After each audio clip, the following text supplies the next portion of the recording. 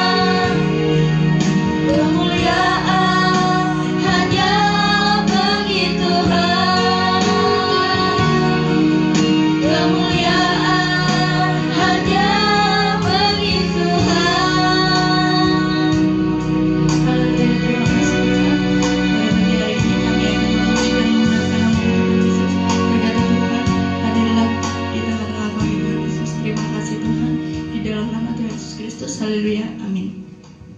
Silakan duduk. Gimana kabarnya hari ini? Amin, luar biasa. Amin. Pujian selanjutnya mari kita pujikan Kukang Terbang.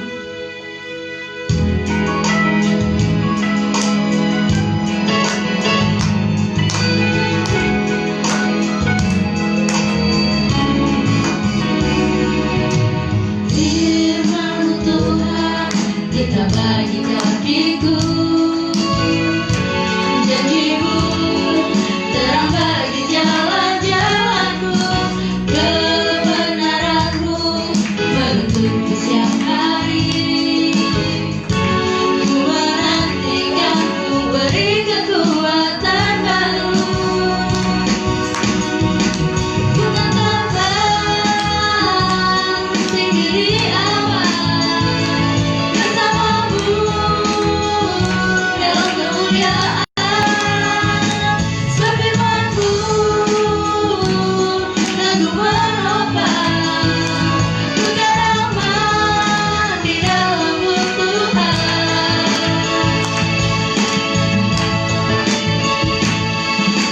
Firman-Mu Tuhan, berita bagi kakiku, janjimu terang bagi jalan-jalanku, kebenaranmu menuntunku setiap hari. Ku menantikanmu beri kekuatan baru. Ku terbang tinggi di awan, bersamamu dalam kemuliaan. Sebab firman-Mu teguh menopang, ku teraman di dalam-Mu Tuhan.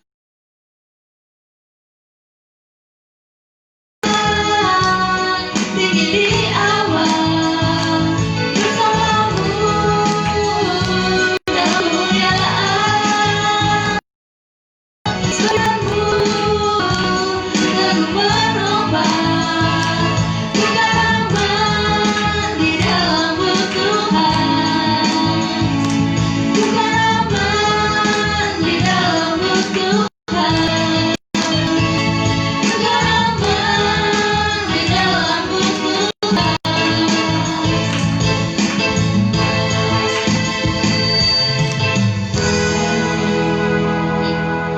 Siapa yang di sini mau menerima kuasa Tuhan? Mari kita pujikan kami terima kuasa Tuhan.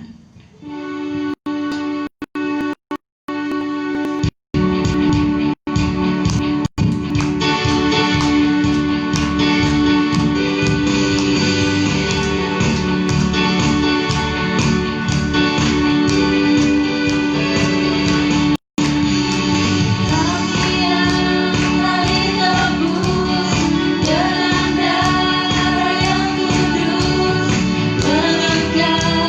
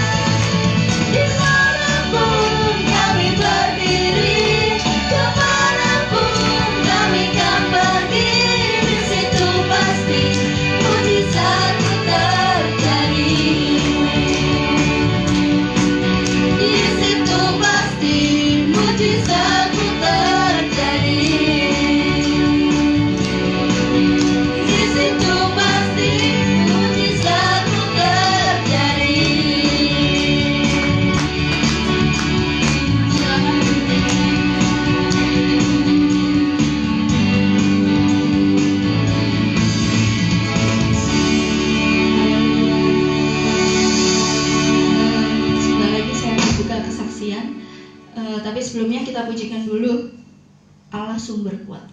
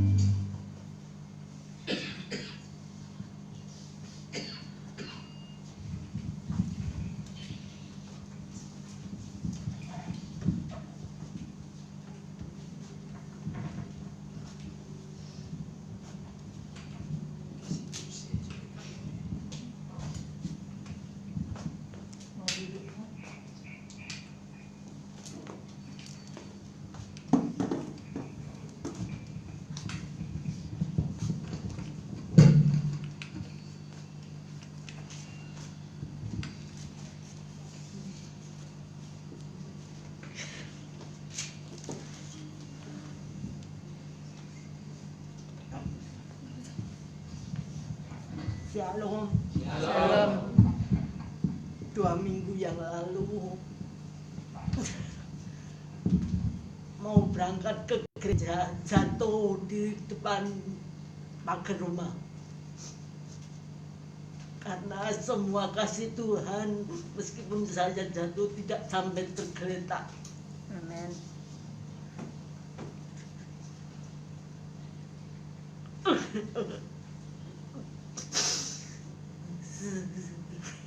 Saya merasakan kasih Tuhan yang begitu luar biasa dalam hidup saya. Berapa kali jatuh, tahun tidur di kamar mandi berapa jam, terus jatuh lagi, terus terakhir kemarin 2 minggu yang lalu mau berangkat ke gereja, jatuh, turun di jalan jatuh. Tapi Tuhan tidak membiarkan saya tergeletak. Saya tetap kuat karena tangan Tuhan yang begitu luar biasa, karena kasih Tuhan yang begitu luar biasa dalam hidup saya. Saya mengucapkan syukur, terima kasih pada Tuhan. Amin. yang selalu menopang hidup saya. Terima kasih Tuhan Yesus, terima kasih.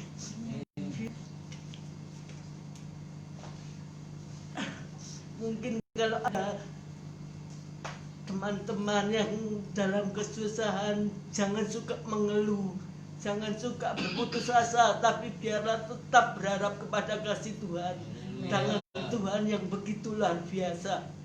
Terima kasih Tuhan Yesus, terima kasih.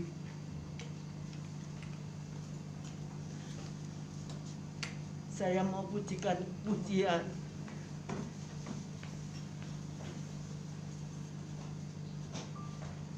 Ku hidup karena anugerah-Mu,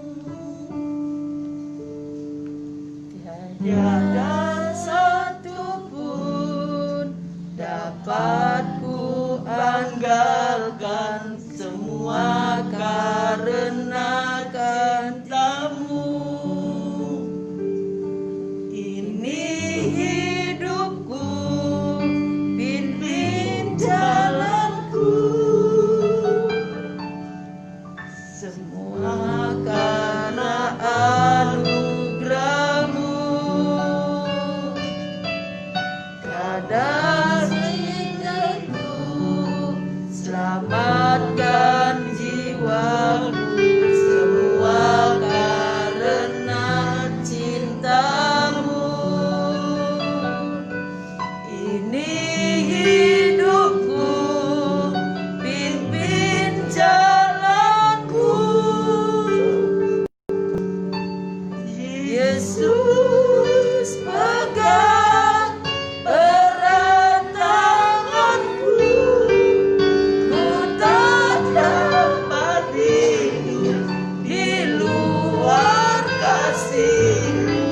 Bapa, jangan tinggalkan aku, Engkau alasan selama ku hidup. Yesus, Yesus pegang erat tanganku, ku tak dapat hidup di luar kasih-Mu. Bapa, jangan tinggalkan aku, Engkau alasan selama ku hidup. Engkau alasan selama ku hidup. Engkau alasan selama ku hidup.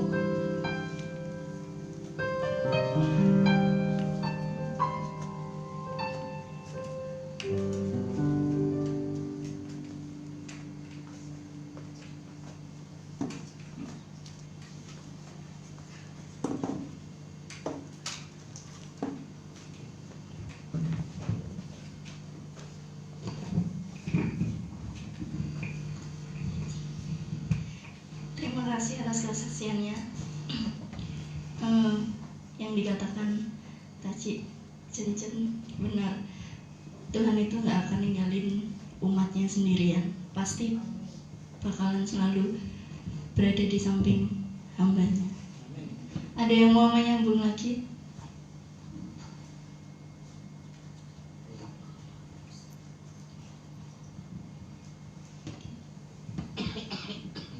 Kalau tidak ada, kita akan mendengarkan firman Tuhan. Mari kita pujikan Tuhan yang baik.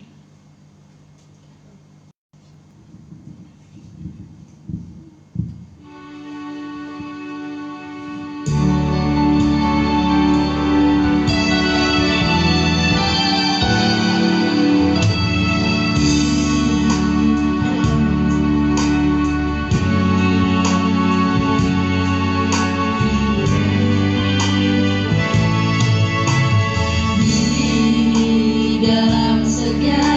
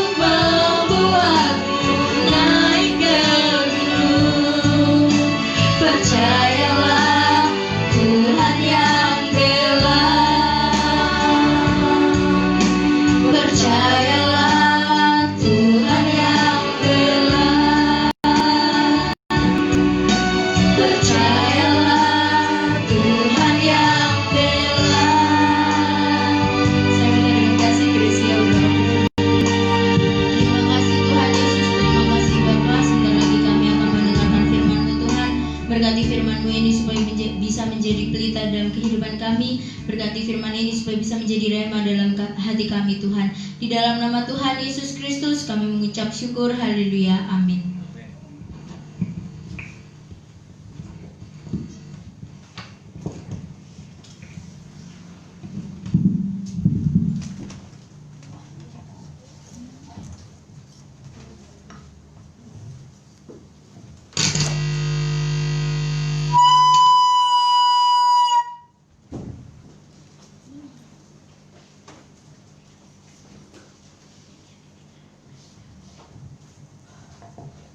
Shalom. Selamat pagi Bapak Ibu yang dikasihi Tuhan. Salam sehat dan bahagia selalu. Puji Tuhan ya. Pujian yang terakhir tadi mungkin menjadi sebuah jawaban yang indah bagi setiap kita, karena hidup kita dipenuhi dengan pergumulan. Tetapi itulah hidup. Sebab kalau tidak ada pergumulan, hidup kurang hidup. Hidup menjadi tidak hidup. Sebab itu manusia membutuhkan pergumulan supaya hidupnya menjadi semakin hidup. Dan ini yang akan saya sampaikan melalui firman Tuhan pagi hari ini. Temanya tentang berdasar dan berakar. Sebuah kalimat mungkin yang sudah sangat akrab di telinga kita, sangat familiar di telinga kita, berdasar dan berakar. Sebab itu firman Tuhan. Jadi salah satu pengajaran firman Tuhan adalah tentang berdasar dan berakar. Dua-duanya dua hal yang sangat penting. Ya, kita baca dulu ayatnya di dalam Efesus pasal yang ketiga.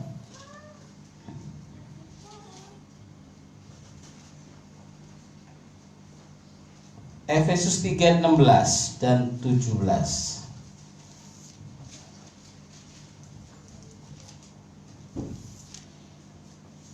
Demikian bunyi firman Tuhan. Aku berdoa supaya Ia menurut kekayaan kemuliaannya menguatkan dan meneguhkan kamu oleh rohnya di dalam batinmu. Saya berhenti sebentar di ayat ini Bapak Ibu.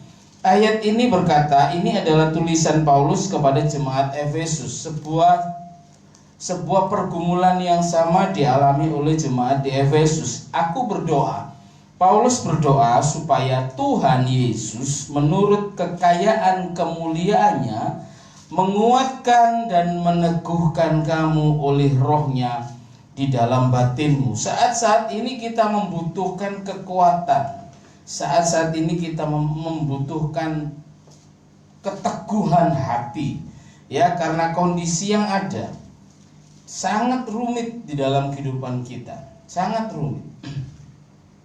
Kemarin kita mendengar berita PLT Bupati Sidoarjo meninggal karena COVID-19. Saya juga ada satu jemaat dari ketua wilayah kami di Surabaya, Gresik, Madura yang kemarin juga meninggal karena COVID, seorang ibu. Ini sebuah kondisi yang rumit Bapak Ibu, sangat rumit. Sementara kita harus berkegiatan, harus melakukan sesuatu, yang bekerja harus bekerja.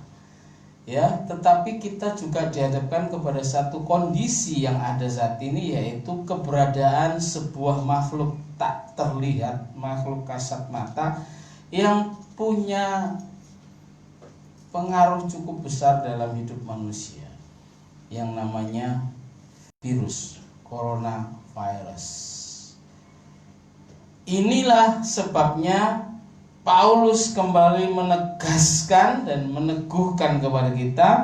Aku berdoa, Paulus berdoa supaya Ia, Yesus, menurut kekayaan kemuliaannya, dan saya percaya kekayaannya, kemuliaannya itu luar biasa limpah di dalam kehidupan kita.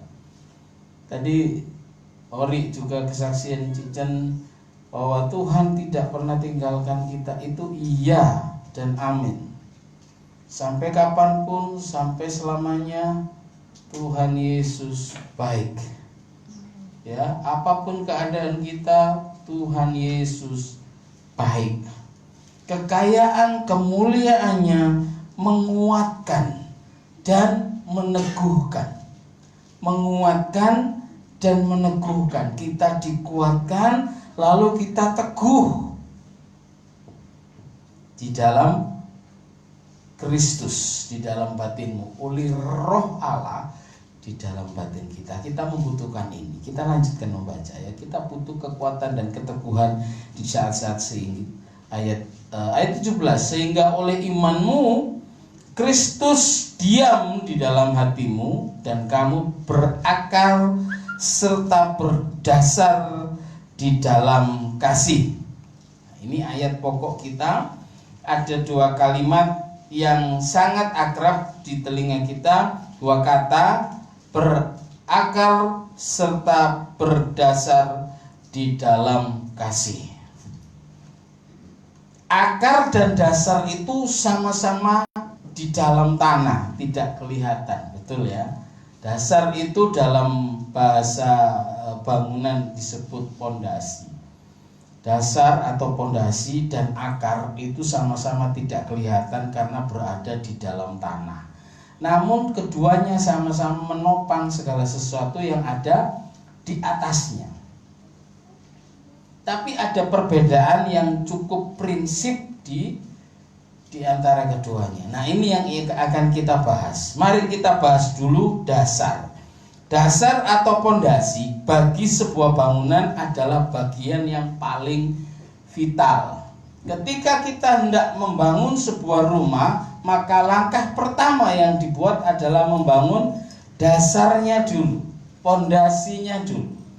Nah, pondasi itu sudah dirancang sebelumnya sesuai dengan peruntukannya. Misalnya Pak, misalnya kita membangun rumah 2 lantai, maka pondasi yang kita akan pasang adalah pondasi untuk rumah 2 lantai. Paham ya maksud saya ya? Dan pondasi itu hanya bisa dipakai untuk bangunan 2 lantai. Tidak bisa dipakai untuk bangunan 3, 4, 5 lantai. Kenapa? Ya pasti amblek karena pondasinya tidak kuat. Nah, ini yang saya bilang dirancang sebelumnya. Sudah dikalkulasi, sudah dihitung sebelumnya. Kalau kita mau bangun gedung pencakar langit dengan lantai sampai 40, 50, maka pondasi yang dibutuhkan juga adalah untuk bangunan dengan 40 lantai. Tidak mungkin menggunakan pondasi untuk 15 atau 20 lantai. Itu sangat berbahaya. Jadi apa yang sudah disiapkan itu memang sudah dirancang untuk tujuan tertentu. Kalau membangun rumah 2 lantai pakai pondasi untuk 5 lantai, bisa enggak? Bisa enggak Pak? Bisa Pak Denny ini insinyur ini. Bisa, tapi mubadir ya kan? Percuma, buat apa? Buang-buang duit. Bisa, tapi mubazir. Jadi apa yang sudah disiapkan itu memang dikhususkan untuk peruntukannya. Ya, paling tidak kalau mau bangun rumah sekarang masih baru bisa bikin 1 lantai, tapi punya ancang-ancang nanti saya mau bikin 3 lantai. Ya dibuatlah pondasi untuk 3 lantai karena mungkin nanti saya akan meningkat rumah saya jadi 3 lantai sesuai untuk peruntukannya. Lalu dalam perjalanan waktu sopoge gitu ya, wah duit mengalir, lalu bangunan itu dibangun 5 lantai, kira-kira bisa nggak? Ya amblek rumahnya, membahayakan. Itulah dasar, itulah pondasi penting, sangat penting, sangat vital. Bahkan Yesus sendiri menggunakan dasar itu sebagai sebuah pedoman hidup. Kita baca Lukas pasal 6.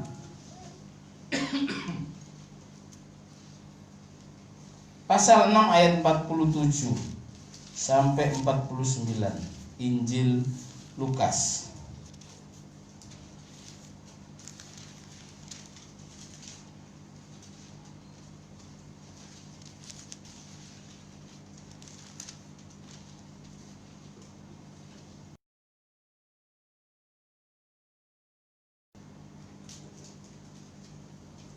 ayat 47. Perikopnya berkata 2 macam dasar.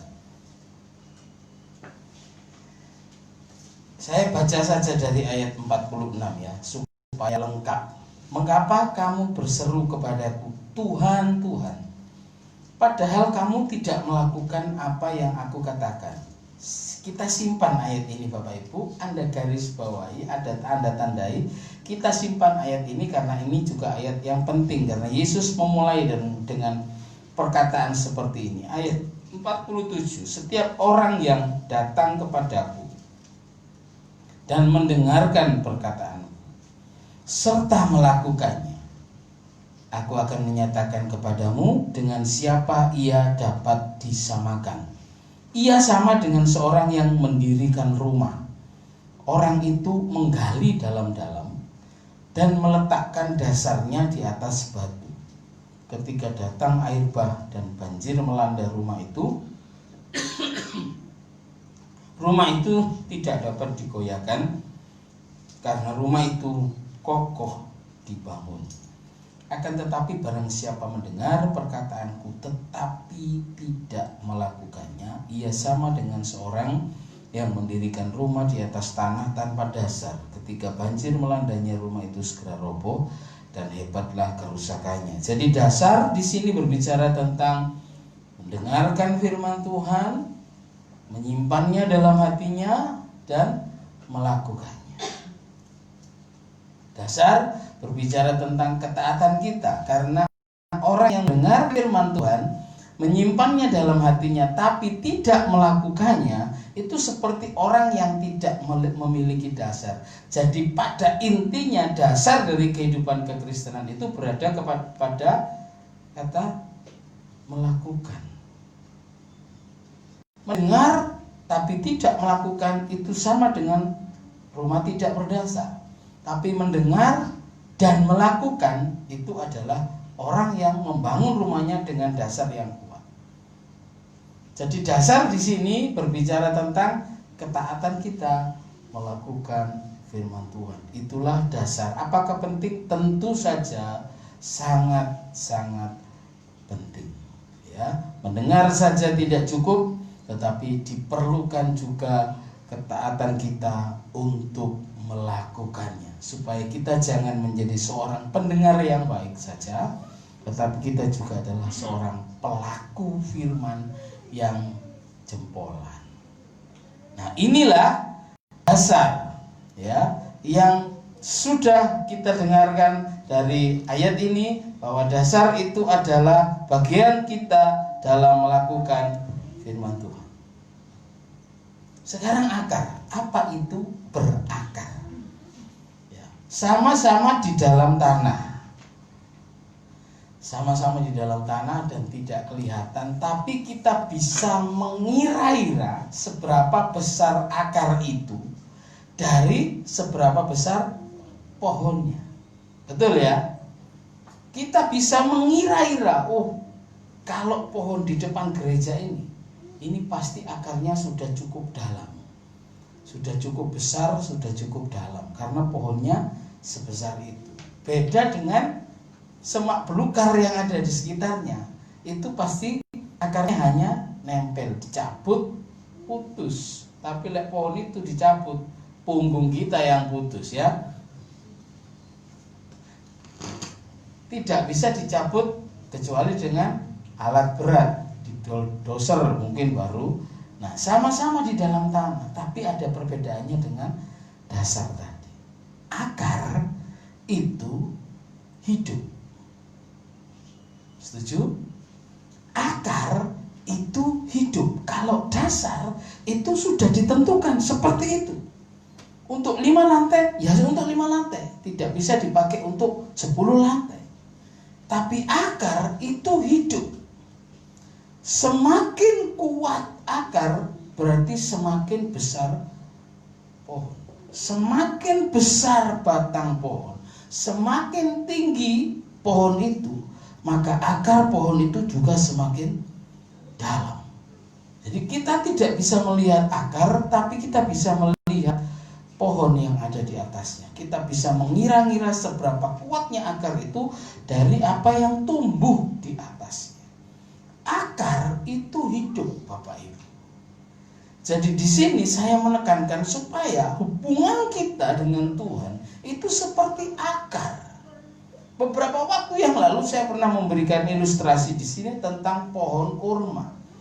Biji kurma itu ditanam karena dia adalah tumbuhan padang pasir ya, ditanam di pasir. Karena di pasir sering ada badai, supaya benih ini tidak terbang di bawah badai pasir, ditindih sama batu. Batu yang cukup besar yang membuat benih kurma itu tetap di situ. Dan kurma itu membutuhkan beberapa tahun untuk akarnya masuk dulu ke dalam, baru tunasnya tumbuh. Dan tunas yang tumbuh ini mampu mendorong batu untuk terguling. Kekuatan dari pohon ini tidak berasal dari dirinya sendiri, Bapak Ibu, tetapi dari akar yang hidup tadi. Akar yang kuat tadi. Nah, ketika kita memiliki akar yang kuat, akar di dalam Tuhan yang kuat, terus mencari sumber, karena akar itu hidup. Pondasi tidak hidup, dasar tidak hidup. Dia ditentukan seperti itu, ya sudah, sampai kapanpun seperti itu. Tetapi akar itu hidup, dia terus mencari. Selama dia masih bisa bekerja, dia terus bekerja, mencari sumber air. Untuk apa? Untuk menyuplai pohon batang yang ada di atasnya. Dan pokok pohon ini menjadi hidup. Ada pohon yang sampai umurnya ribuan tahun. Anda bisa bayangkan kalau umurnya pohon itu ribuan tahun, seberapa dalam akarnya. Dan sekian ribu tahun pohon itu tetap hijau, tetap berdiri kokoh, tetap hidup, karena akarnya hidup. Demikian juga dengan kehidupan kita. Kalau akar kita hidup, maka kita akan terus mencari Tuhan, Bapak Ibu. Ada rasa haus yang dalam di hati kita untuk mencari Tuhan, terus kita cari Tuhan. Dan itu yang membuat pohon kehidupan kita hidup, seger. Kita baca dulu Yeremia 17.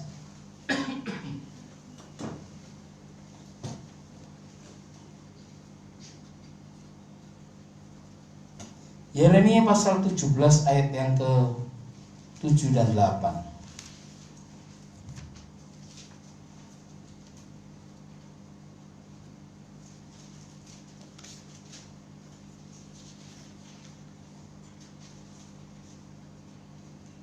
Diberkatilah orang yang mengandalkan Tuhan, yang menaruh harapannya pada Tuhan. Ia akan seperti pohon yang ditanam di tepi air, yang merambatkan akar-akarnya ke tepi batang air. Akibatnya apa? Yang tidak mengalami datangnya panas terik, yang daunnya tetap hijau, tidak khawatir dalam tahun kering, dan tidak berhenti menghasilkan.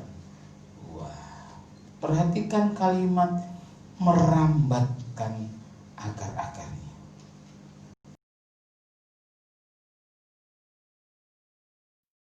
Itulah orang yang mengandalkan Tuhan. Orang yang mengandalkan Tuhan dan menaruh harapnya kepada Tuhan.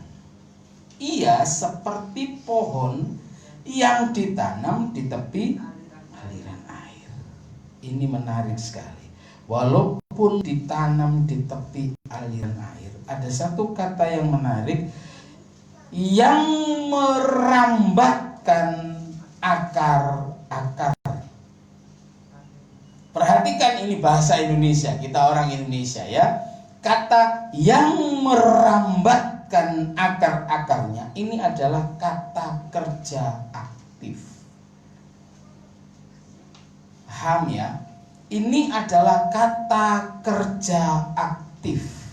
merambatkan akarnya. Siapa yang merambatkan akarnya? Pohon itu.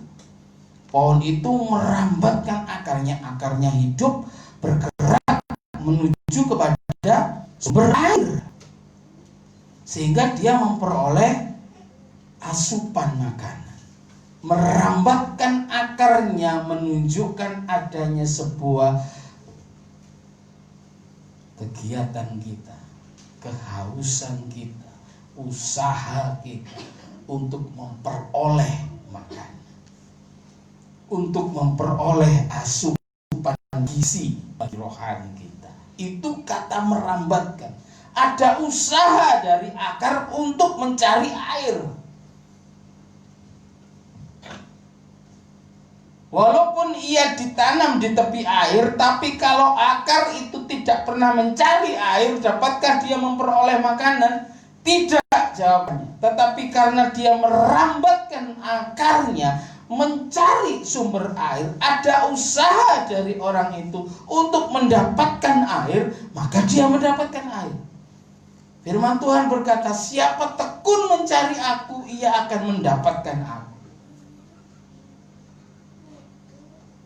Jadi kita harus memiliki sesuatu yang hidup di dalam diri kita untuk mencari Tuhan, untuk mencari firman Tuhan. Apa itu sumber air? Tidak lain ia adalah firman Tuhan. Mazmur pasal 1, ayat yang terkenal 2 dan 3.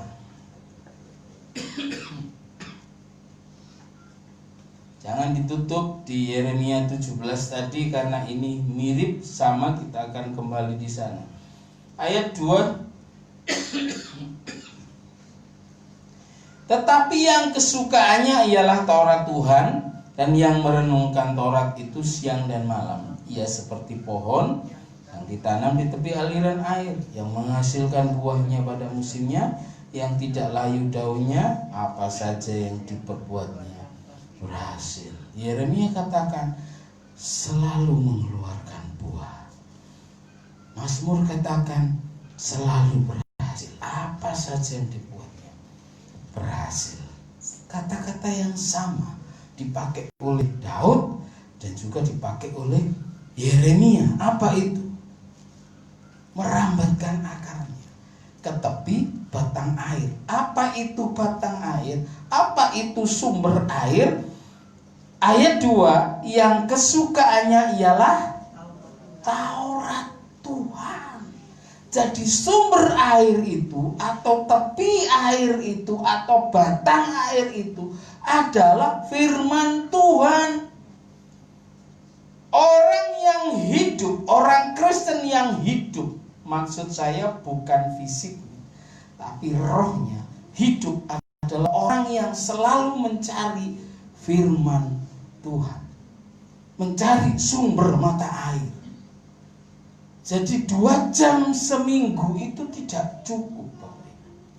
Anda hanya mendengar firman Tuhan di gereja kurang dari 1 jam. Sepanjang-panjangnya saya khotbah paling 1 jam.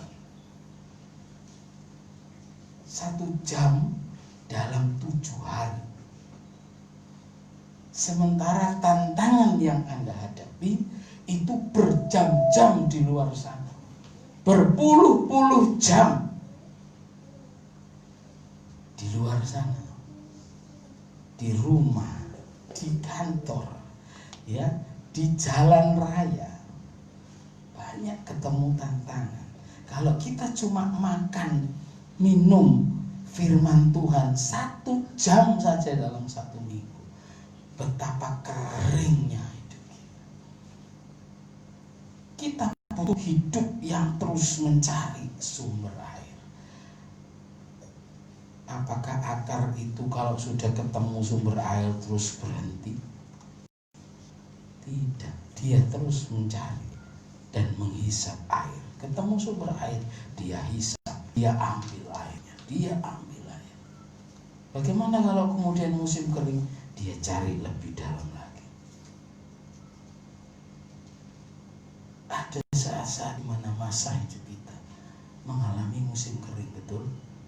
Saat-saat dimana kita sepertinya ditinggalkan Tuhan, putus asa, kecewa. Tuhan, saya sudah berdoa bertalu-talu, berbulan-bulan, bertahun-tahun, jawabannya nggak ada. Sepertinya sedang berada di masa kering, seperti akar.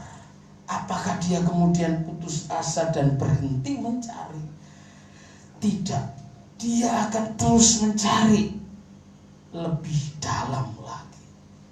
Demikian pun hidup kita, Bapak Ibu. Ketika kita masuk di musim kering hidup kita, makin tekunlah dengan Tuhan, makin serius dengan Tuhan. Saya merasa dalam waktu dekat ini sangkakala Tuhan berbunyi. Sudah siapkah kita? Cukupkah bekal yang kita bawa? Apakah kita yakin kita naik menyongsong Tuhan?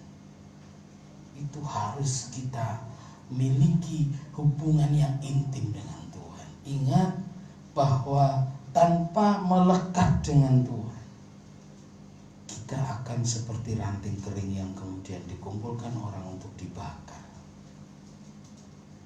Sebab itu, carilah Tuhan, tekunlah mencari Tuhan seperti akar yang terus mencari sumber air. Walaupun sudah di tepi batang air sekalipun, tidak berhenti mencari air itu dan menghisap. Saya comparekan dengan Lukas tadi. Orang hidup itu orang yang tidak hanya mendengar tapi melakukan. Demikian juga dengan pohon. Ketika sudah menemukan akarnya, sudah menemukan sumber air, maka air ini akan dibawa naik untuk menghidupi apa yang ada di atasnya. Akar itu tidak kelihatan, kerjanya tidak dipuji orang. Kalau Anda melihat sebuah pohon mangga misalnya, berbuah lebat, kira-kira yang sampai puji apa? Mangganya mau manis tambah. Sing sampai puji apanya? Akar itu winter, kira-kira gitu. Gak mungkin kan? Gak dipuji akar itu. Nggak kelihatan ya, nggak pernah dianggap orang, juga nggak dipuji, tapi dialah berkontribusi paling kuat, paling hebat untuk pohon itu. Itu akar. Dan dia terus bergerak mencari sumber air, tidak pernah berhenti. Akar itu terus bekerja. Kalau kita bongkar pohon jambu ini, lalu kita urut akarnya, Anda akan tahu nanti sampai di mana akar pohon jambu ini. Walaupun mungkin kita bisa melihat ujungnya klutik gitu ya, di situ, di dekat pohon. Tapi kalau kita urut itu akarnya sudah sampai kemana-mana. Karena dia tidak pernah berhenti mencari makanan. Untuk apa? Untuk hidup yang ada di atasnya, mengeluarkan buah. Ya walaupun tidak kelihatan dan tidak pernah dipuji, mereka adalah satu kesatuan yang penting. Tanpa akar, pohon mati. Tanpa batang pohon, akar juga mati. Ya. Demikianlah hidup kita, Bapak Ibu yang dikasihi Tuhan. Mari kita mencari Tuhan. Seperti Yeremia tadi katakan. Mari kita buka lagi Yeremia 17 tadi. Tolong Jo.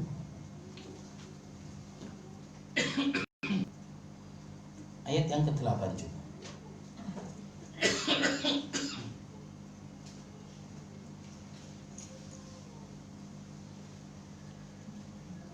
Ia akan seperti pohon yang ditanam di tepi air, yang merambatkan akar-akarnya ke tepi batang air. Dan ini akibatnya, ketika akar sudah ketemu sama sumber air, yang tidak mengalami datangnya panas terik. Kenapa? Karena dengan akar yang ketemu sumber air itu memberikan hidup kepada pohon di atasnya, sehingga panas seperti apapun daunnya hijau, dan memberikan keteduhan buat siapa saja yang ada di bawah pohon itu. Tidak mengalami datangnya panas terik, tetap hijau. Yang daunnya tetap hijau, yang tidak khawatir dalam tahun kering. Wow, ini luar biasa. Apakah kita tidak pernah mengalami masa kering ini? Pernah. Mungkin saat ini kita sedang berada di masa kering. Cari makan susah, cari duit susah, susah setengah mati. Kerja apa jadi serba salah. Betul tidak? Mau melakukan ini butuh modal. Modalnya tidak ada. Mau cari modal susah. Serba salah. Inilah tahun kering itu. Bagi yang sudah kehidupannya mapan, enggak menjadi masa kering. Deposito banyak, simpanan banyak, kedudukan lumayan sudah cukup tinggi, dengan gaji yang bisa mensuplai kehidupan sepanjang umur.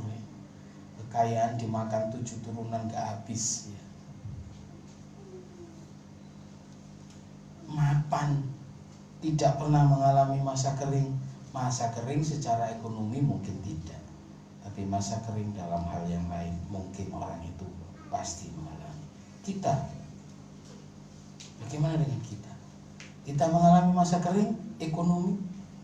Iya, saat ini bisa jadi. Tapi orang-orang yang merambatkan akarnya, mencari firman Tuhan yang hidup, menghisap firman Tuhan itu, mengaplikasikannya dalam kehidupan sehari-hari, Alkitab mengatakan dia tidak khawatir. Kenapa tidak khawatir? Karena ada keyakinan di dalam hatinya, Tuhan saya pasti pelihara saya. Seperti Abraham ketika membawa Ishak naik ke Gunung Moria untuk dipotong, untuk dibakar, dipersembahkan sebagai korban bakaran kepada Tuhan. Satu keyakinan Abraham adalah, kalau Tuhan bisa memberi saya dari seorang istri yang mandul, Tuhan bisa membangkitkan anak ini hidup kembali. Sebuah keyakinan yang mantap, ini yang harus kita miliki. Kenapa kita bisa tidak khawatir kalau kita punya iman yang mantap kepada Tuhan? Keyakinan yang kuat tentang pasti Tuhan pelihara. Jadi tidak akan membuat kita resah dan gelisah. Pada semut merah lah itu, kopi mesak. Saudara yang dikasihi Tuhan, kita tidak akan khawatir. Saya tidak meninabobokan Anda dengan kalimat-kalimat yang menyenangkan hati. Tidak, ini firman Tuhan yang mengatakan, orang yang hidupnya merambat kepada firman Allah, melekat dengan firman Allah, menghisap firman Allah, dia tidak akan khawatir. Pada masa kering pun dia tidak akan khawatir. Malah ayat ini berkata tidak berhenti menghasilkan buah. Ini luar biasa. Pada saat musim kering pun kita masih berbuah. Hidup kita jadi berkat bagi orang lain. Inilah orang-orang yang berakar, orang yang hidup. Dasar itu penting. Tapi poin saya di sini, mari kita berakar. Sebab dengan berakar, Amsal pasal 12 ayat yang ketiga. Amsal 12 ayat yang ketiga. 3 bukan 23 ya.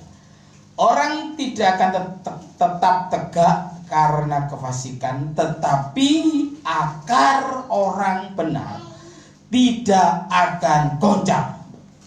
Kalau kita berakar kepada Tuhan dengan kuat, Yeremia katakan tidak khawatir tahun kering, tetap menghasilkan buah. Amsal katakan tidak akan goncang, unshakable. Wah, ini tema Youth Camp 2 tahun yang lalu kalau tidak salah, 3 tahun yang lalu ya, karena tahun ini tidak ada Youth Camp.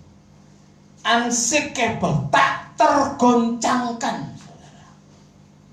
Akar orang benar, orang yang mencari Tuhan, orang yang merambatkan hidupnya untuk mencari firman Tuhan, tidak akan goncang oleh apapun, apalagi cuma sekedar corona, takkan tergoncang.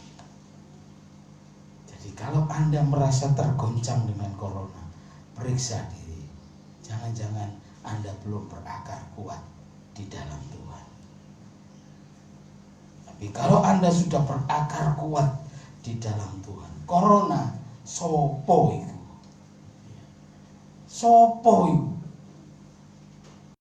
tidak akan tergoncangkan. Ayat 12 pasal yang sama. Orang fasik mengingini jala orang jahat, tetapi akar orang benar mendatangkan hasil, mengeluarkan buah. Bapak Ibu yang dikasihi Tuhan, jangan khawatir kalau hidup kita berakar kuat kepada Tuhan, maka hidupmu diberkati Tuhan. Engkau akan terus berhasil. Mazmur 1 ayat 23, Yeremia 17 ayat 78. Itu menjadi kekuatan kita kalau kita berakar dengan Tuhan. Sudahlah, cari Tuhan dulu. Postingan Uti di Facebook tadi pagi, carilah dahulu kerajaan Allah dan kebenaran, semuanya itu akan ditambahkan kepada. Cari Tuhan dulu, utamakan Tuhan dulu. Jangan berpikir dengan logikamu, kok lek ngini, kok lek ngono, kok bege aku gitu. Singkirkan dulu kekhawatiran. Carilah Tuhan dengan motivasi yang benar. Percayalah ketika kita melekat dengan Tuhan. Mazmur 91, Tuhan menudungi kita. Yang menudungi kita itu Allah yang Maha Kuasa. Dia mengutus malaikatnya menjaga kita. Sopo sing lawan? Siapa yang berani mengganggu?